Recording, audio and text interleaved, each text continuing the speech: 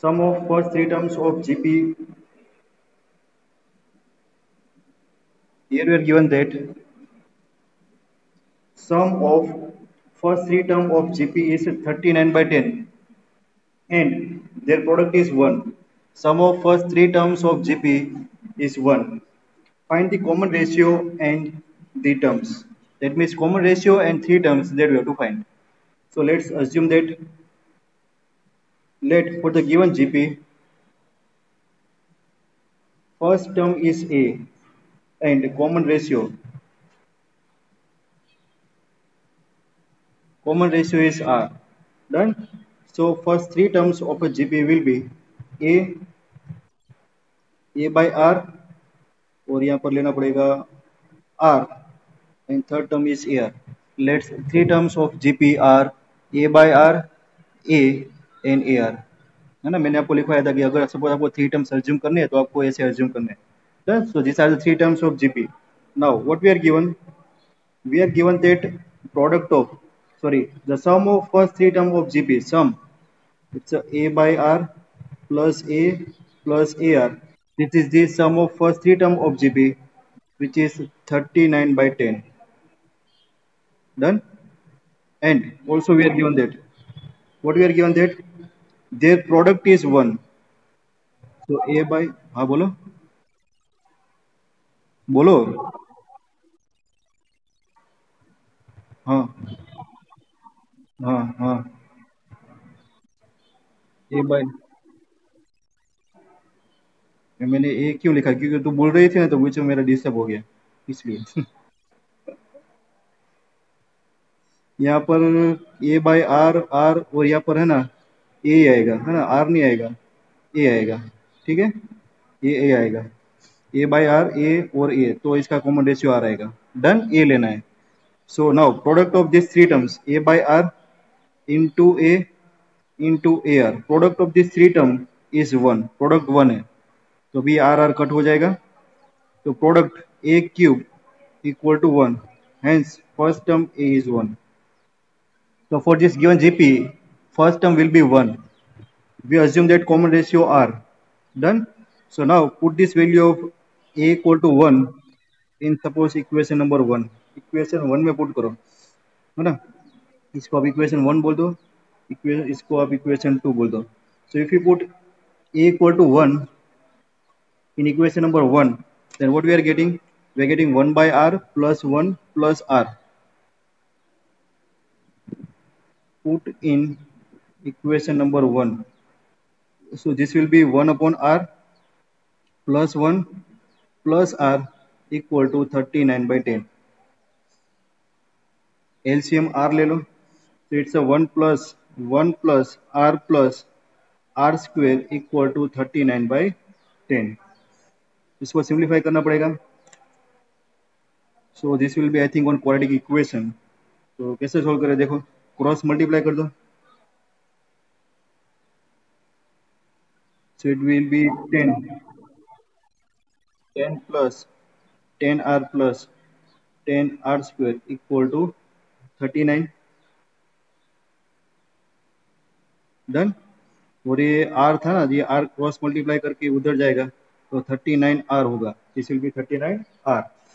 So now our quadratic equation is 10R square minus 29R. 10R minus 39R. So minus 29R plus 10 equal to 0. Done. 10 tens are 100. Factors of 100 whose addition is 29. 25 fours are है ना. 10 tens are 100. So 25 fours are 100. 25 plus 4 29 हो जाएगा. So factorization of this quadratic polynomial with splitting the middle term is 10R square minus 25R minus 4R plus 10 equal to 0. First two term, last two terms. So here this will be 5R common.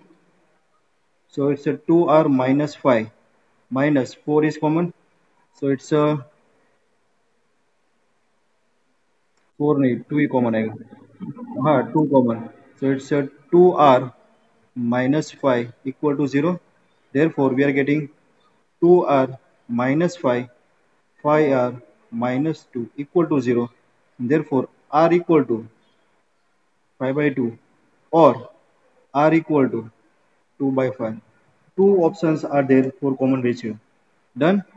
So these are the values of r, and we are having value of a.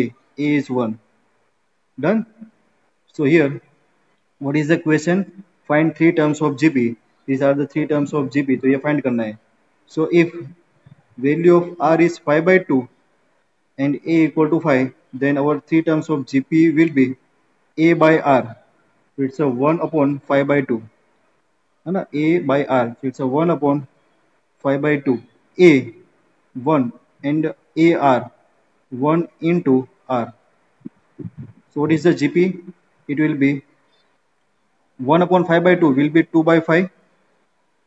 First term, second term 1, and third term will be 5 by 2. If R is 5 by 2. If second option, if R equal to 2 by 5, then our GP will be 1 upon 2 by 5 A and A into R. So for this case, our GP is 5 by 2, 1 and 2 by 5. Done. This is the answer. Clear, students? Very good. Chalo. Thank you. Now question number 13. Lengthy exercise है, फटाफट करना पड़ेगा इसलिए. Question number 13. So here for 13 question we are given that how many terms of GP? How many terms of GP? Which GP? GP is 3 square 3 cube. This is GP. So how many terms of this GP needed to give this sum? How many terms? So question is how many terms? We have to find value of n. How many terms of this GP are required to give the sum of 120 terms? That means sum of, suppose n terms are required to get the sum 120. So here we can say that sum of n term will be 120. This is given. And also from GP we can write first term A is 3, and also we can write common ratio R is also 3. Done. So first term is given, common ratio is given, sum of n term is given. Here question is how many terms are needed to give the sum 120. So here you have to find number of terms, n equal to question mark. Done. So let's assume that let n number of terms are needed to give sum 120. Let's assume that let n terms are needed to sum 120. Let n number of terms are required to give the sum of 120. Clear? R is 3, which is greater than 1. So sum of n term formula, sum of n term of GP is A R raised to n minus 1 upon R minus 1. Put the values. Sn equal to 120. So this is 120. A first term, which is equal to 3. R raised to n. R भी दिया है 3. So 3 raised to n minus 1 upon 3 minus 1. Then 3 minus 1 होगा 2, और 2 को multiply करो 120 के साथ. तो इट्स 120 मल्टीप्लाई बाई 2, और ये 3 डिवीजन में आएगा. तो divide by 3 equal to this will be 3 raise to n minus 1. Clear? 3 minus 1 2 ऊपर मल्टीप्लीकेशन में चला गया. ये 3 मल्टीप्लीकेशन में था, वो डिवीजन में आ गया. और remaining terms will be 3 raise to n minus 1. इसका सिंप्लीफिकेशन 3 4 जा 20, 22 जा 80 plus 1 81 equal to 3 raise to n. तो यहाँ पर 81 है और यहाँ पर 3 का पावर है, तो इसको हम 3 के पावर में लिख पाएंगे. 3 रेज टू 4 होता है 81. This is equal to 3 raise to n. Again, two powers are equal. We can compare their exponents because base are equal. And therefore, n equal to 4. What is n? Number of terms. So here our answer is total 4 terms are required. है ना? ये जो 3 terms तो दी थी, उसके बाद 3 raised to 4 कर देना था, और 3 raised to 4 करके आप एडिशन करो तो 120 आ जाएगा. Done? So that is your verification. Simple. Total four terms are required to get the sum of 120। यहाँ पर एक बाकी एक टर्म थी ना, वो एक चाहिए बस, वो चारों टर्म का आप एडिशन करो तो 120 आ जाएगा। This is 1 GP। ये आपका क्वेश्चन था। Now next question, question number 14। Now here for this 14 question we are given that the sum of first three term of GP is 16. Sum of first three term is 16 and the sum of next three term is 128. Total 6 terms are there. Done? तो assume कर ले, let first term of GP is A and the common ratio of GP is R. So if first term and common ratio is known, we can write all the terms. So let's first three term of GP है ना, क्योंकि यहाँ पर दिया है sum of first three term of GP is 16, तो first three term का addition 16 हो रहा है, तो फर्स्ट टर्म ए है और कॉमन रेशियो आर है, तो can we write first three terms. Hence first three terms of GP क्या होगा, a r square, this are the first three terms of GP. And what will be the next three term, next three terms will be, ये तीन तक हो गया, उसके आगे वाली तीन टर्म कंटिन्यूस जाएगा, ए r cube, a r raised to 4, a r raised to 5. Total 6 terms are there. This is first three terms and this is next three terms. So here we are given that sum of first three term of GP is 16. ये तीनों term का addition 16 दिया हुआ है. So now we can write a plus ar square. Sum of first three term of GP is 16. This is given. Done. And also we are given that sum of next three terms. That means ये तीनों term का sum of next three terms of GP is 128. ये तीनों का addition 128 दिया है. So we can write second equation, that is AR cube plus AR raised to 4 plus AR raised to 5 equal to 128. Say this one is equation 1, this one is equation number 2. इतना समझ में आया? Done. अभी देखो दोनों का ratio ले लेते हैं और यहाँ पर आप 2 और 1 का रेशियो लेते हैं और ए आर और यहाँ पर ए कॉमन लेते हैं। So now if you are taking, यहाँ पर क्या कॉमन आएगा, a r cube common. Done. So here remaining terms are क्या होगी, 1 प्लस आर स्क्वेयर 128 होगा, डिवाइड बाय यहाँ से क्या कॉमन लेंगे, ए कॉमन लेंगे, तो यहाँ पर रिमेनिंग टर्म्स क्या होगी, 1 plus are square equal to, ये इक्वल टू को कॉमन लिखते हैं और डिवीजन में ये लिखते हैं 16। डन। ये समझ में आया? इक्वेशन 2 और इक्वेशन 1 दोनों का रेशियो ले लिया, इक्वेशन 2 में से ए आर स्क्वेयर कॉमन लिया, इक्वेशन 1 में से ए कॉमन लिया, यहाँ पर ए कॉमन और ये पूरा कट हो जाएगा, तो बाकी क्या बचा, आर क्यूब और इक्वल टू, ये क्या होगा, 16 8 जा 128, so r cube equal to 8, इसका मतलब हमारे पास आर भी आ गया। What is r, cube root of 8 3। Done. R equal to 3 is our common ratio. ये कॉमन रेशियो को आप किसी एक इक्वेशन में पुट करो, put in equation number 1, equation 1 में पुट करो, हाँ 2 आएगा, 2 क्यूब है ना, इक्वेशन 1 में पुट करो। एक इसका माइक अनम्यूट है, यहाँ पर रखते हैं ए कॉमन लेके, तो a common 1 plus are square, so 1 plus R 2 और आर स्क्वेयर होगा 2 square, that is equal to 16, 2 square 4 5 6 और ये 7, सो ए इक्वल टू 16/7 आएगा। This is our first term. Done. So a 16/2 और our R is common ratio is 2, ये दोनों हमारे पास है। अभी फाइंड क्या करना है, क्वेश्चन में बोला है find the sum of n terms, sum of N term, तो सम ऑफ एन टर्म के लिए यहाँ पर लिखो formula, sum of N term, here common ratio is greater than 1, so our formula is r raise to N minus 1 upon r minus 1।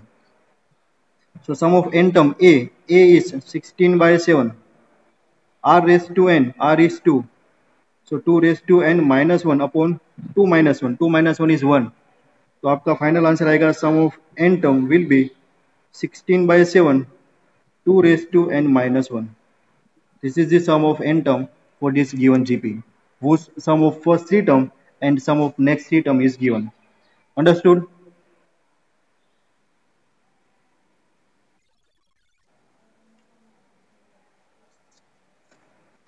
Now question. Okay, chalo. Now next question 15. Question properly आपको read करना है. So for the given GP with a equal to 729, a is first term, a is 729, first term is given, and seventh term is 7. Seven term of GP is 64. Seven term 64 आ रहा है. So determine sum of seven term. Determine the sum of seven term. देखो first term is given, seventh term is given. Here you have to find the sum of first seven terms. Done? So now देखो first term a equal to 729 is given. To find sum of n term we require common ratio, and for common ratio we will use this given data. Seven term is 64. हमें पता है formula nth term का formula क्या होता है? a r raised to n minus 1, a r raised to n minus 1. This is the formula to find the nth term. Instead of nth term we are given seventh term. So what is a seventh term? It's a r raised to 7 minus 1. It's a r raised to 6. Then put the values. Seventh term is given 64.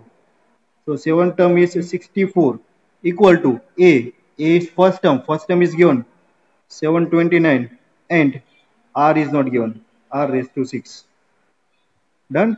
So this will be 64 upon 729 equal to r raised to 6. तो यहाँ पर आपको थोड़ा दिमाग चलाना है कि ये जो रेशियो है 64 अपॉन 729, इसको हम 6 के पावर में लिख सकते हैं. तो देखो 64 होगा 2 रेस टू 6 और ये 729 होगा 3 raise to 6.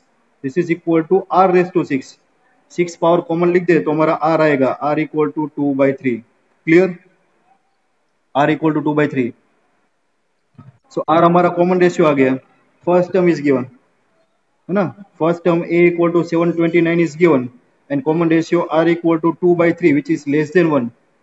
First term is given, common ratio is given. So can we find sum of first seven term? Sum of first seven term. Sum of n term का formula हमारे पास है if r is less than 1. क्या formula है? It's a into 1 minus r raised to n upon 1 minus r because r is less than 1. Put the value of a and r over here. So sum of seven term. So S7 a, यहाँ पर आपको n equal to 7 put करना पड़ेगा. Sum of seven term. a is first term 729 into 1 minus r is 2/3 raised to 7 upon 1 minus r 2/3. 2/3 1 minus 2/3 क्या होगा? 3 minus 2/3. 3 minus 2 1/3 और 1/3 का 3 ऊपर चला जाएगा. So this will be 729 multiplied by 3. Done. और ये 1 माइनस 2 रेस टू 7 कितना होगा? 2 रेस टू 6 64 और multiply by 2 so it's 128. 3 raise to 6 729 और 729 मल्टीप्लाई बाय 3 करो.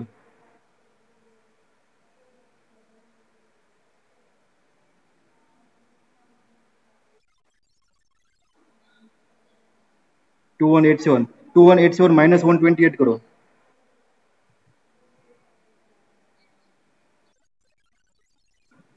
2059 डिवाइड बाय 2187. डन. अभी देखो कटिंग करो तो कटिंग होगा. ये 3 से होगा. 3 7 जा 21, 3 2 जा 6, 3 9 जा 27 और 729 79 कट. तो क्या बाकी बचा? Sum of seven term is 2059 is the answer. Sum of seven term of given GP is 2059. Clear students? है ना. फॉर्मूला सिर्फ अप्लाई करना है, बाकी सब सिंपल है. चलो क्वेश्चन नंबर 16 देखो.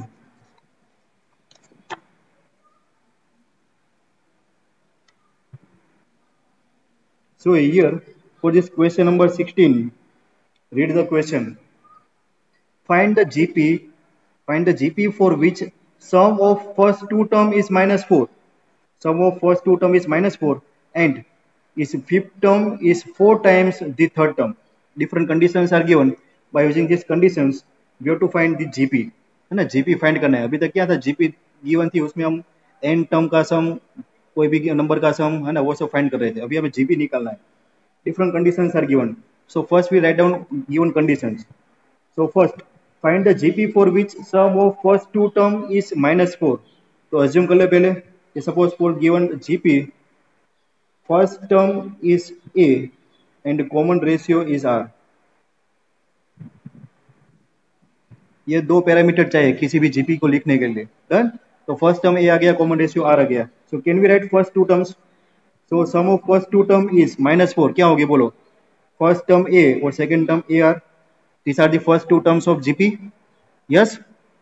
So sum of first two term of GP is minus 4. This is given. This is first condition given. Given first condition is sum of two term of GP is minus 4. Fifth term is another given condition. Fifth term is A5.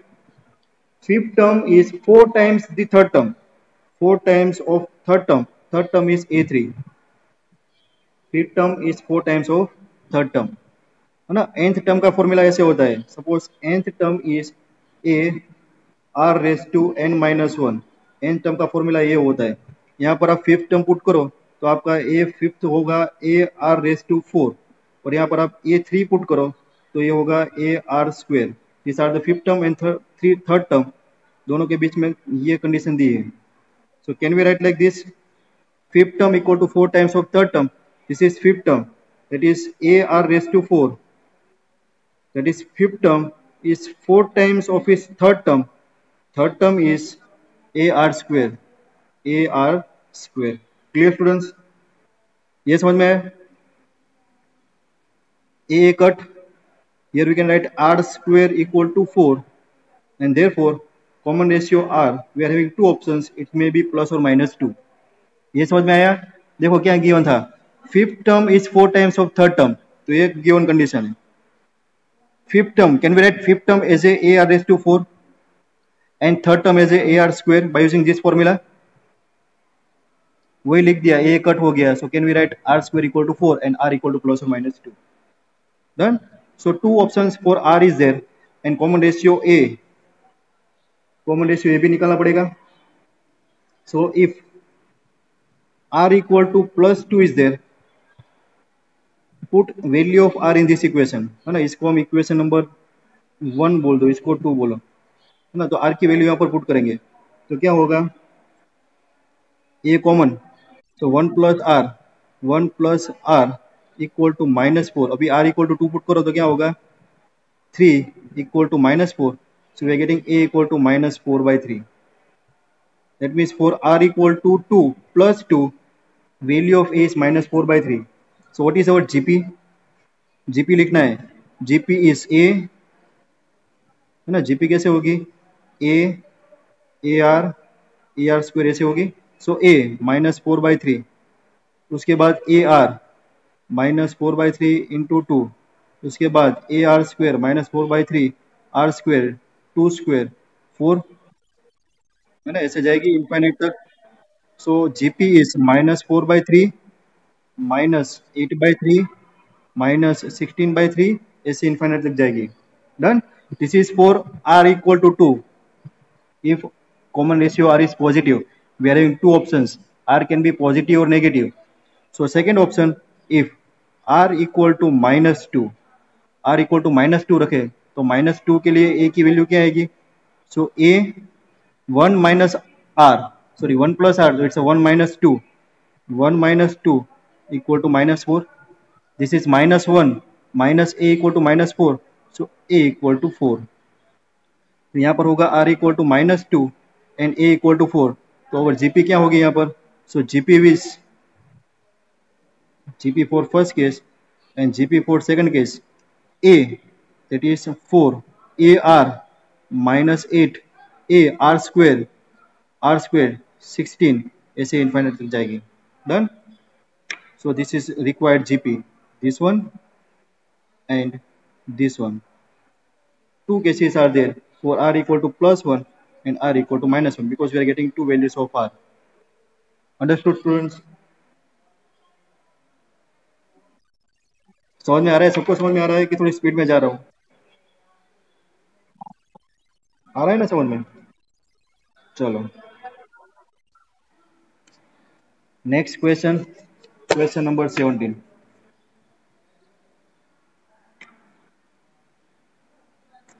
17th question.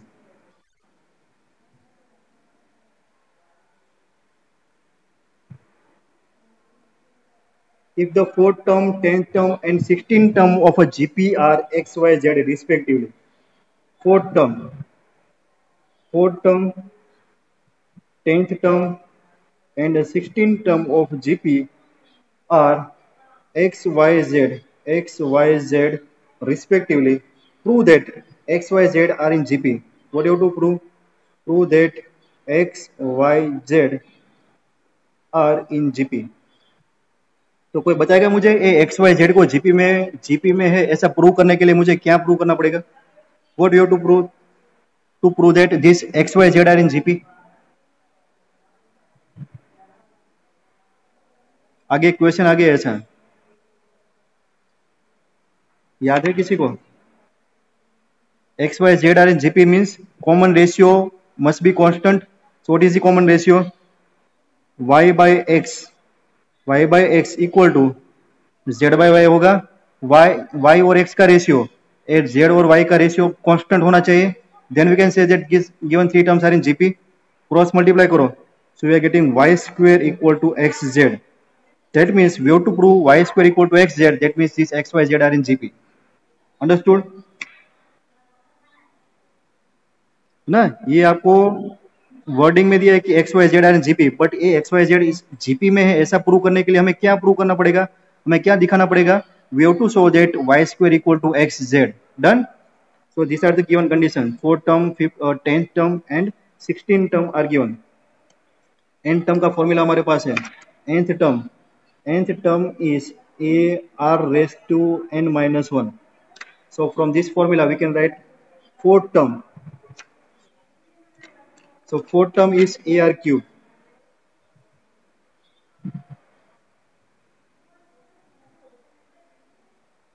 So fourth term is a r cube.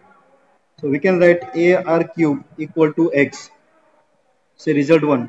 For 10 term is y. So we can write a r raised to 9 equal to y. Say result 2. And 16 term we can write a r raised to 15 equal to z. Say result number 3. इसमें किसी को कोई doubt है ना? Fourth term के लिए ए r cube आएगा. 10th term के लिए ये इक्वेशन का यूज करके 10 term a r raise to 9 आएगा और 16 term a r raise to 15 आएगा. तीनों term x y z given है. क्या प्रूव करना है? Y square equal to x z. So now y square, what is y square? It's a square of result 2, y square, that is equal to a r raised to 9 का square. Done. इसका power consider करो. It's a square into r raised to 18 और a square और r raised to 18 को मैं split करूंगा. पहले किया था. क्या करना है? y को x और z के अलावा है तो मैं इसको करूंगा a r raised to 3, a square को a और 18 को मैंने स्प्लिट किया 3 और 15 में. डन.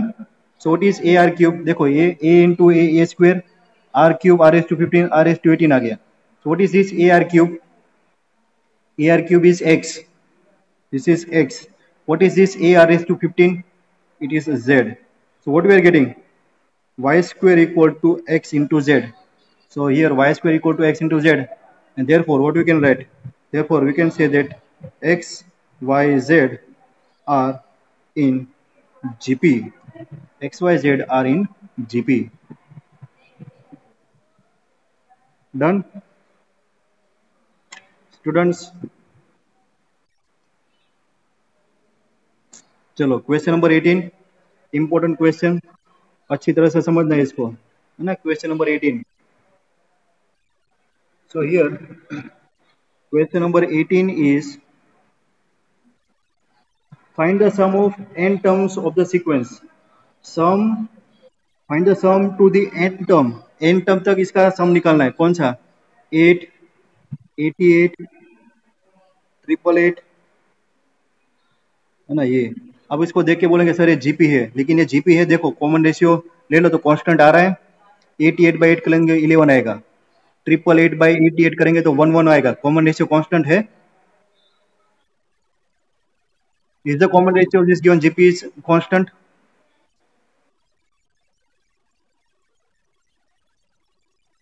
क्या इसका कॉमन रेशियो कांस्टेंट है? ले बोलो। No. Done. This is not GP. So first we have to convert this given sequence into GP. How? Question क्या है? Find the sum of n terms of the given sequence. एक sequence है लेकिन GP नहीं है, उसका सम of n term निकालना है। तो let's say sum of n term of this given sequence which is not GP, not GP. So sum of n sequence is 8 plus 88, 888, 4 times 8, ये sum हो गया। Done. But this is not GP, so we can't apply the formula sum of n term. ये AP भी नहीं है, GP भी नहीं है, पता नहीं क्या है। तो इसके लिए क्या करेंगे? देखो, I am taking 8 common. Can we say 8 is the common between all the term? देखो यहाँ पर 8 कॉमन आएगा तो यहाँ पर 1 बचेगा, यहाँ पर 11, यहाँ पर 111, यहाँ पर 1111 up to n terms. Is that clear? अभी भी ये 1, 11, 111 ये भी जीपी नहीं है। तो इसके लिए देखो मैं क्या कर रहा हूँ, मैं मल्टीप्लाई एंड डिवाइड बाय 9 कर रहा हूँ। तो 9 से डिवाइड किया और 9 से मल्टीप्लाई किया, और वो मल्टीप्लीकेशन वाला 9 सारी n टर्म्स के साथ मैं मल्टीप्लाई कर रहा हूँ। तो क्या होगा? 9 plus 99, 999, 4 time 9 up to n terms. अभी भी ये जीपी नहीं है, लेकिन जीपी के बहुत ही नजदीक है। देखो कैसे, दिस इज इक्वल टू 8/9। यहाँ पर किसी को कोई डाउट है ना? सम ऑफ n टर्म निकालना था ये सीक्वेंस के लिए, तो हमने सम के फॉर्म में लिखा। सम के फॉर्म में लिखने के बाद हमने 8 देखा कि कॉमन निकल रहा है, तो 8 को कॉमन निकाल लिया। उसके बाद मल्टीप्लाई डिवाइड बाय 9 किया, तो डिवाइड बाय 9 और मल्टीप्लाई वाला जो 9 था उसको अंदर मल्टीप्लाई कर दिया, तो ये 1 का 9 हो गया, 11 का 99 हो गया, 999 हो गया, ये आ गया। डन। यहाँ तक क्लियर? अभी देखो ये 9, तो ये 9 को मैं 10 - 1 लिखूं, इसमें किसी को कोई प्रॉब्लम नहीं। ये 99 को मैं 100 - 1 लिखूं, किसी को कोई प्रॉब्लम नहीं। ये मैं 999 को 1000 - 1 लिखूं, इसमें किसी को कोई प्रॉब्लम, किसी को कुछ प्रॉब्लम नहीं है। Up to n terms. Done. 9 को लिखा मैंने 10 - 1 प्लस 99 को लिखा 100 - 1 प्लस 999 को लिखा 1000 - 1 up to n term. It is equal to 8/9। यहाँ पर देखो ये सारी टर्म्स है ना एडिशन में ही है, इसको मैं सेपरेट कर रहा हूँ। क्या? 10 plus 100 plus 1000 plus n term, और ये -1 -1 में से मैं माइनस कॉमन लिख रहा हूँ। तो पहले मैं लिखूंगा 10 plus 100 plus 1000 plus up to n terms. ये एक अलग ले लिया, माइनस साइन कॉमन, और बाकी बचेगा 1 प्लस 1 प्लस 1, 1 प्लस 1 प्लस 1, कहाँ तक? n terms. n बार आपको 1 का एडिशन करना है, वो आप एडिशन करके तो मुझे क्या होगा। और ये देखो अभी 10, 100, 1000 अप टू n टर्म्स। तो can we say this one is GP? Common ratio check करो, 100/10, 10, 1000/100, 10, कॉमन रेशियो कांस्टेंट हो गया। तो for this sequence first term is a which is 10, common ratio r is 10, so this one is gp। इसका सम निकाल सकते हैं हम, सम of n term है ना, sum of n term of gp क्या होगा?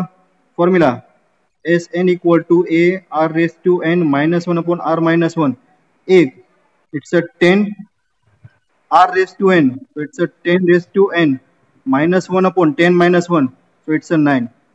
This is the sum of n term of this GP minus, और ये देखो 1 1 1, ये n टाइम्स तक 1 एडिशन करेंगे तो कितना होगा? 1 प्लस 1 2 टाइम करेंगे तो 2 आंसर आएगा, 1 प्लस 1 प्लस 1 3 टाइम करेंगे ना तो 3 आंसर आएगा, 1 प्लस 1 प्लस 1 4 टाइम करेंगे तो 4 आंसर आएगा। सो 1 प्लस 1 प्लस 1 n टाइम करेंगे तो क्या आंसर आएगा? n, this will B n, है ना। ये पूरा मल्टीप्लीकेशन 8/9 के साथ है। क्लियर। ये 10/9, ये दो टर्म है, उसको हम 8/9 से मल्टीप्लाई कर रहे हैं, तो ये अंदर मल्टीप्लाई होगा, तो क्या होगा,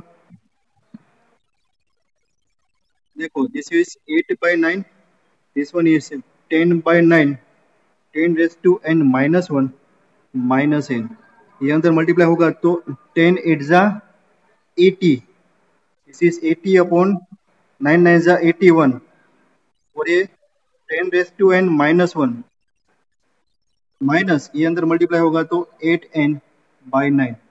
बस this is the sum of n terms of the given sequence. Clear.